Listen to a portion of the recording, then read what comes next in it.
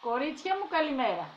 Όπως σας υποσχέθηκα, θα σας δείξω σήμερα πώς φτιάχνετε το σιμιγδαλόψωμο. Είναι πάρα πολύ απλό. Με βοηθάει εδώ η γειτόνισά μου. Λοιπόν, τι κάνουμε? Παίρνουμε ένα μπολ. Το μπολ που κάνετε είναι το κέκ.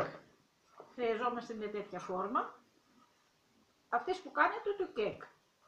Για μισό κιλό αλεύρι. Σιμιγδάλι όμως θα βάλουμε 3 τέταρτα. Λοιπόν, χρειαζόμαστε 1,5 πακέτο σιμιγδάλι. Βάζω το σιμιγδάλι μέσα στον μπολ.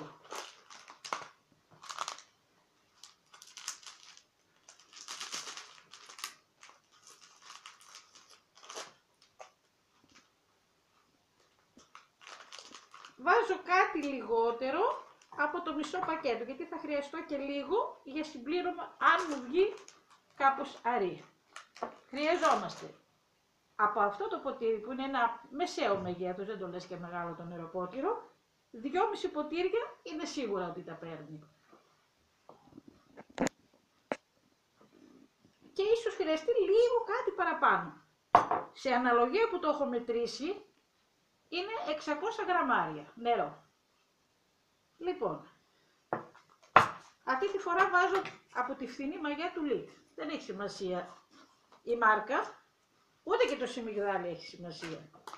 Και ακριβό που δοκίμασα και φθηνό, ίδια δουλειά κάνει. Λοιπόν, 2 φακελάκια μαγιά. Όχι, μείναμε και παλάτι. Το αλάτι πλέον το βάζω με το χέρι, περίπου ένα κουταλάκι του γλυκού. Γιατί εγώ έχω και την πίεση, γριά γυναίκα, δεν βάζω πολύ αλάτι. Κανονικά θέλει 3 τέταρτα της κουταλιάς της σούπας. Εγώ βάζω αυτό για μένα και είναι ελαφρώς ανάλογο. Το βλέπετε. Απλώς το ανακατεύω. Αν θέλετε βάζετε μισό κουταλάκι ρίγανη για μυρωδιά. Παλιά το κάναμε ρίγανη, αλλά επειδή καμιά φορά το τρώω με τη μαρμελάδα, δεν ταιριάζει ρίγανη. Οπότε τώρα το κάνω σκέτο. Όπως το ανακάτεψα αυτό, σήκωσε λίγο την κάμερα, φέρτε την από πάνω για να βλέπουν πιο καλά τα κορίτσια.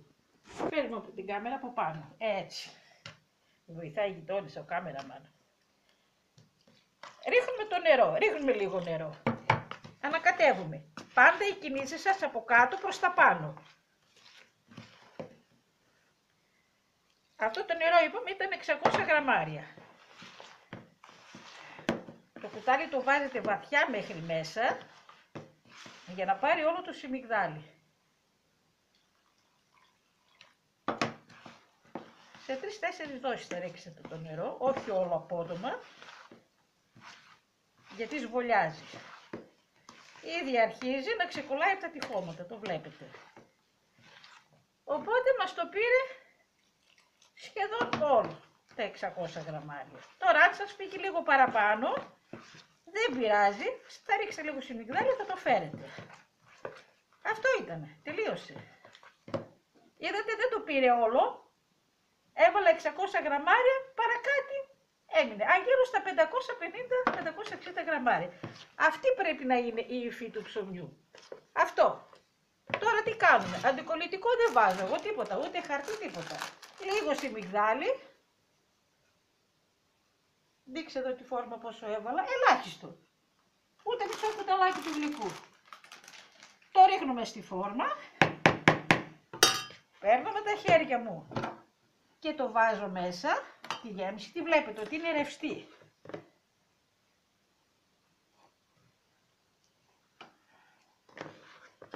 Ούτε 3 λεπτά να κάτεμα δεν θέλει. Απλώς να το νιώθετε με το χέρι την ώρα που το βάζετε ότι δεν έχει σβουλάκια. Δεν θέλει πολύ ανακάτεμα γιατί μετά κόβει θα ρίξει ζύμη.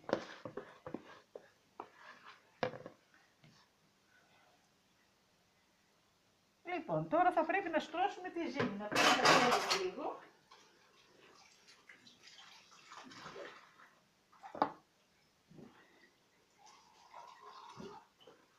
Λοιπόν, με το κουτάλι που ανακάτεψα,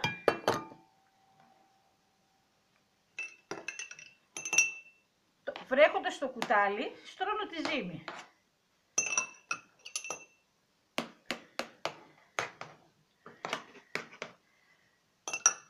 Τη στρώνω να γίνει κάπως πιο λία και στη μέση λίγο την ανασηκώνω.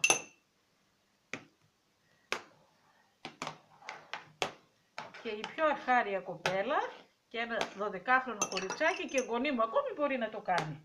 Είναι πολύ πιο εύκολο και από ένα κέικ. Αυτό ήταν. Αυτό τώρα, το καλοκαίρι σε 15-20 λεπτά φουσκώνει μόνο του όπου και να το έχετε. Τώρα το χειμώνα εγώ τι κάνω. Ανάβω την κουζίνα, με μένα είναι παλιά η κουζίνα, με αυτές τις παλιές τις καλές της πίτσος. Μπορεί να χάλασα 3 κουζίνες, στα 38 χρόνια που είμαι νοικοκυρά, αλλά τελικά έφτιαξα πάλι την παλιά μου και έχω την παλιά. Τώρα αυτό το πράγμα εδώ που έχω κάνει, τώρα θα σας δείξω και ένα μυστικό.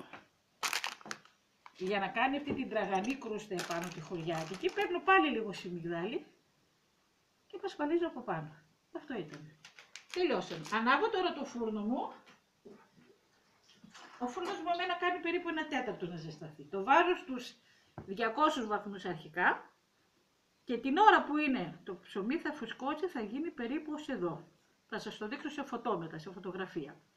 Την ώρα που είναι έτοιμος ο φούρνος στους 200 βαθμούς, ανοίγω την πόρτα και ακριβώς πριν το βάλω μέσα, το έχω στην πόρτα το κρατάω, το κάνω μια χαραματιά στη μέση ή 3-4 διαγώνιες. Ό,τι θέλετε εσείς. Εγώ τελικά με βολεύει πιο καλά κάθετη, γιατί μέχρι να κάνω τις πολλές μου κάθεται το ψωμί. Ενώ με τη μία οριζόντια έτσι μου βγαίνει πιο σωστό. Το βάζω μέσα, κλείνω το φούρνο. Μετά από 5 λεπτά το κατεβάζω 190-185 εκεί. Και το ψήνω για 45 με 50 λεπτά. Αυτό είναι. Μόλις το βγάζω, θα σας το δείξω όταν το βγάλω, το γυρνάω αμέσως ανάποδα, πάνω σε μια πετσέτα και ξεφορμάρεται, φλαπ, πέφτει μόνο του. Αυτά ήταν οι κουκλές μου. Είναι τόσο δύσκολο, δεν νομίζω. Εντάξει, φιλάκια. Σας αγαπώ όλες.